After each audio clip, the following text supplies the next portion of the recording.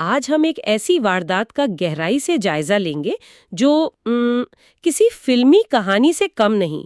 ہم بات کر رہے ہیں ارجنٹائن کے ایکسیسو میں بینکو ریو برانچ کی ڈکیتی کی، جو 13 جنوری 2006 کو ہوئی۔ اسے اکثر صدی کی ڈکیتی بھی کہا جاتا ہے۔ جی بالکل، اور جب ہم اس کی تفصیلات میں جائیں گے تو سمجھ آئے گا کہ ایسا کیوں کہا جاتا ہے۔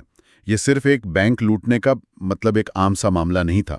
اس میں جو منصوبہ بندی تھی، جس چالاکی سے اسے کیا گیا، اور پھر جو انجام ہوا، وہ سب کچھ بہت غیر معمولی تھا۔ ہمارے پاس جو معلومات ہیں، خاص طور پر ہسٹورک مسٹریز کے مضمون سے، وہ اس واردات کی کافی پرتیں کھولتی ہیں۔ ہاں، یہ سازش انسانی نفسیات اور قسمت کے کھیل کی ایک دلچسپ مثال لگتی ہے۔ تو آج ہمارا مقصد یہی ہے کہ اس ذریعے سے اہم معلومات اور تجزیے کو سامنے لائیں۔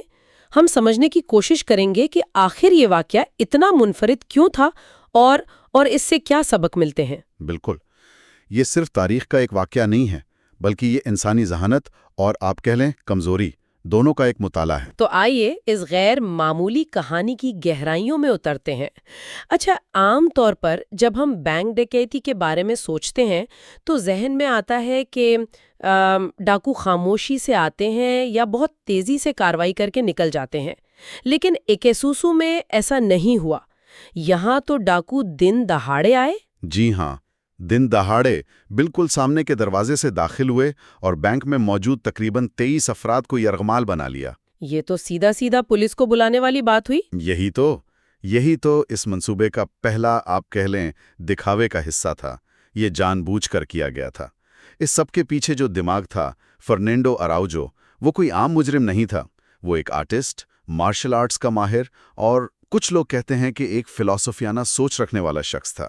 اچھا۔ جی، اس نے اس ڈکیتی پر پورے 2 سال تحقیق اور منصوبہ بندی کی۔ اس کا خیال تھا کہ اگر پولیس کو یرغمالیوں کے ڈرامے میں الجھا دیا جائے تو وہ اصل مقصد سے بھٹک جائیں گے۔ 2 سال! یہ تو بہت لمبا عرصہ ہے کسی ایک ڈکیتی کی پلاننگ کے لیے۔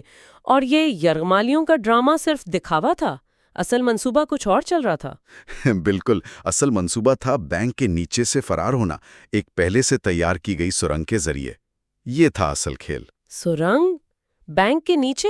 جی ہاں، یہ منصوبہ بندی کا سب سے اہم اور تکنیکی حصہ تھا، اور اس سرنگ کی تعمیر کا ذمہ سیباسٹین گارسیا بولیسٹر نامی ایک ساتھی نے اٹھایا تھا، جو میکینیکل انجینئرنگ کا پس منظر رکھتا تھا۔ اسے انجینئر بھی کہتے تھے۔ اچھا۔ یہ سرنگ بینک کے تہخانے کو قریب کے زیر زمین نکاسی آب کے نظام سے جوڑتی تھی۔ یہ تو بہت ہی پیچیدہ لگتا ہے۔ کیا اس طرح کی سرنگ بنانا آسان تھا؟ آسان تو بالکل نہیں تھا، مہینوں لگے اس میں، اور پیسہ بھی کافی لگا۔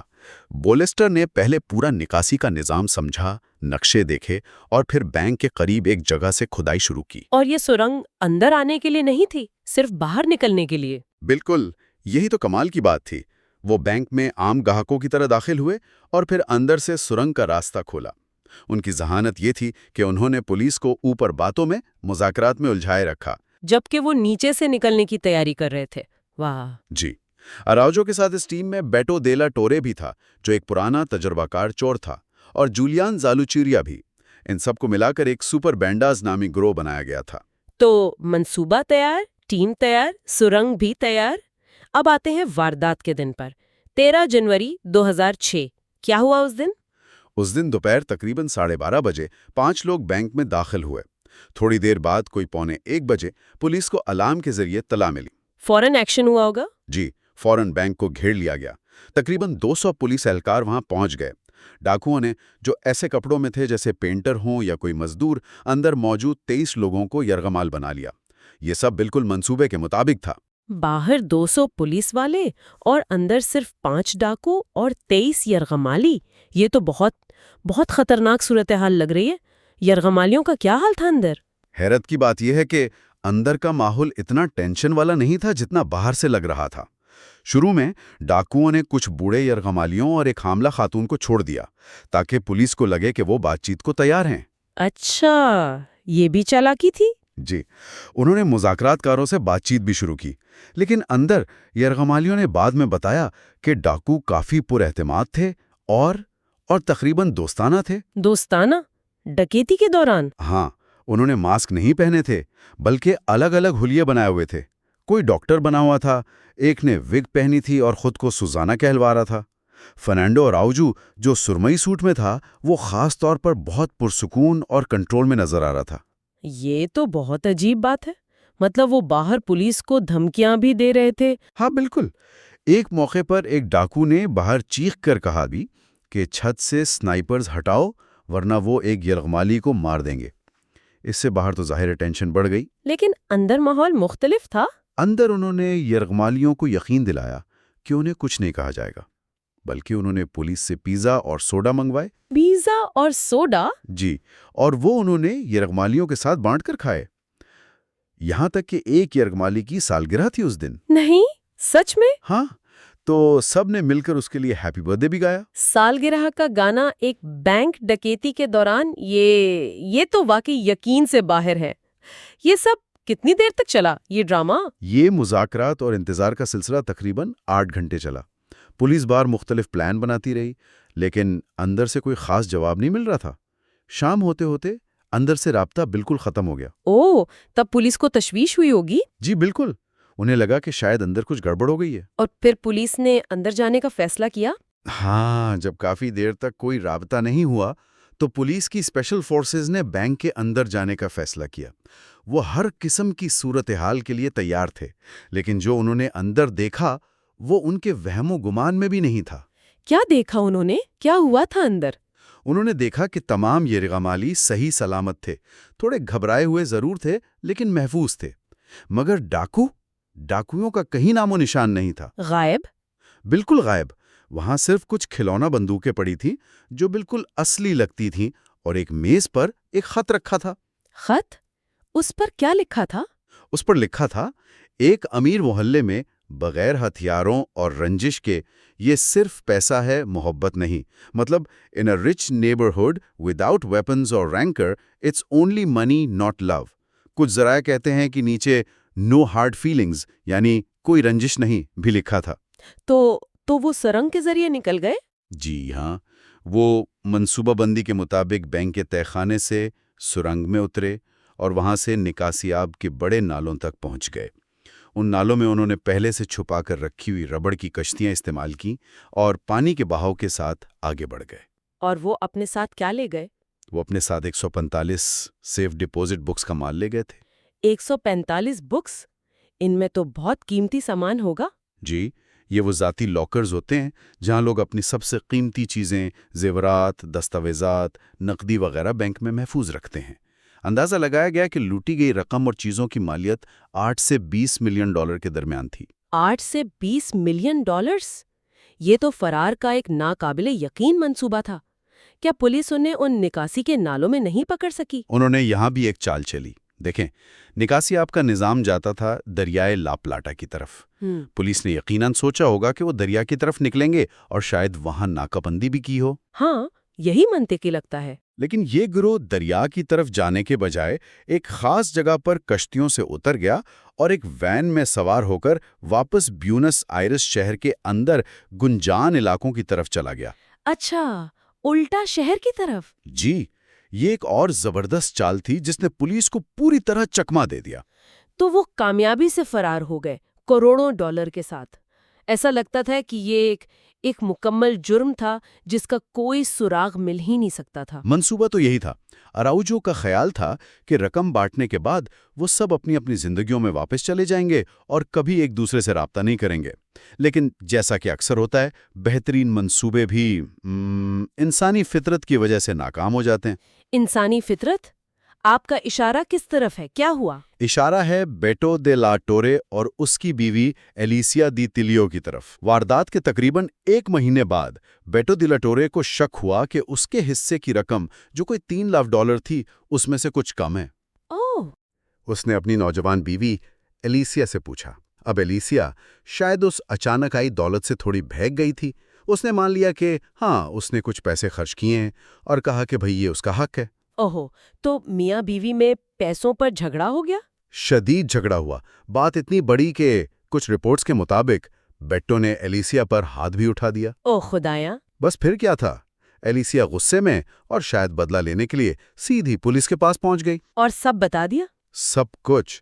اس نے پولیس کو بتایا کہ اس کا شوہر बेटो दे ला टोरे बैंको रियो की उस मशहूर डकैती में शामिल था। ये तो कहानी में एक जबरदस्त मोड़ है।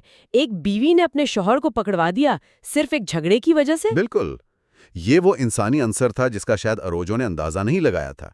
एलिसिया की गवाही पर पुलिस ने फौरन एक्शन लिया।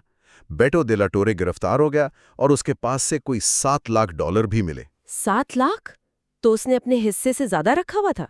लगता तो यही है। खैर, उसकी गिरफ्तारी के बाद उसने बाकी साथियों के नाम भी बता दिए। तो फिर बाकी सब भी पकड़े गए एक एक करके? जी हाँ, बेटों की मालूमात पर पुलिस ने चंद ही दिनों में सेबास्टियान गार्सिया बोलिस्टर यानी इंजीनियर को एक साहेली कस्बे से गिरफ्तार किया। उसने फौरन इतराफ कर लिया।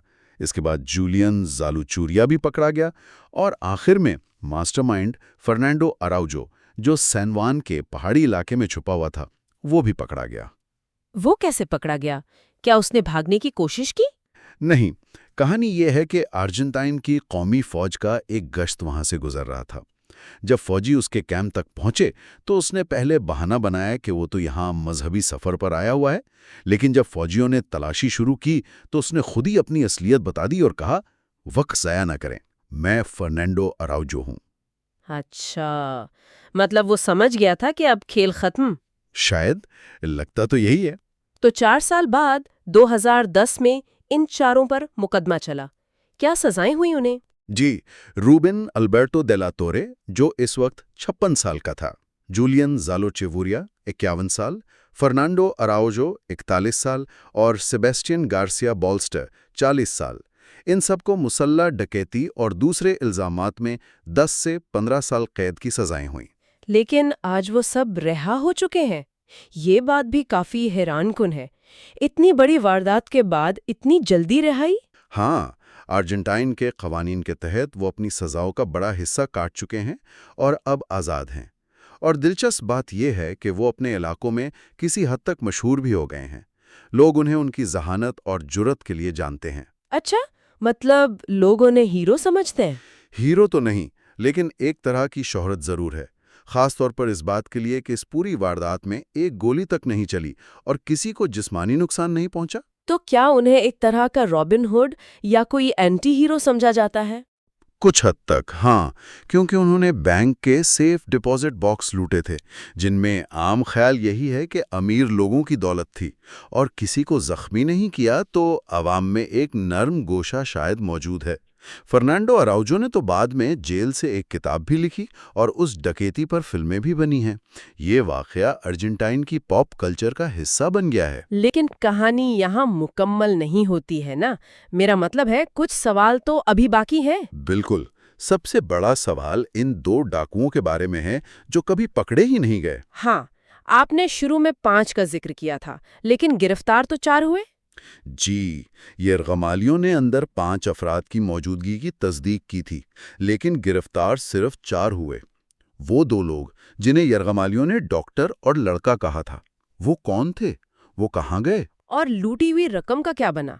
क्या वो सारी रकम मिल गई थी? नहीं, बिल्कुल नहीं। सिर्फ एक बहुत छोटा हिस्सा ही बरामद हुआ।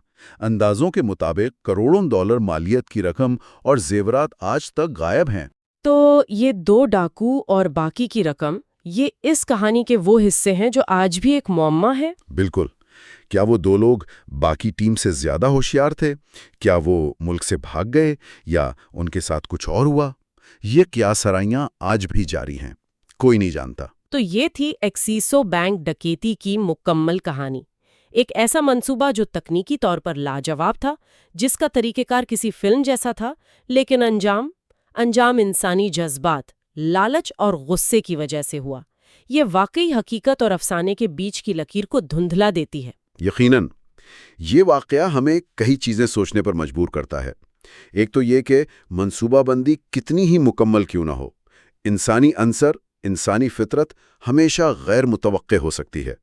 ये हमें ये भी दिखाता है कि जुर्म, चाहे वो कितना ही साफ सुथरा क्यों ना लगे, उसके नताइज जरूर होते हैं। और आखिर में ये कहानी हमें याद दिलाती है कि कुछ राज शायद कभी हल नहीं होते, जैसे उन 2 नामालूम डाकुओं और गायबशुदा दौलत का राज। बिल्कुल। اس پوری کہانی پر غور کرنے کے لیے ایک نقطہ یہ بھی ہے کہ معاشرہ اس قسم کے جرائم کو کس نظر سے دیکھتا ہے۔ کیوں ایک ایسی ڈکیتی جس میں کوئی خون خرابہ نہ ہو لوگوں کو اتنی دلچسپ لگتی ہے؟ کیا یہ نظام کے خلاف ایک طرح کی بغاوت کی علامت بن جاتی ہے، یا یہ صرف انسانی ذہنیت کی تاریک سائیڈ کا ایک مظاہرہ ہے جسے ہم تجسس سے دیکھتے ہیں؟ یہ سوال ہم اپنے سننے والوں کے لیے چھوڑتے ہیں۔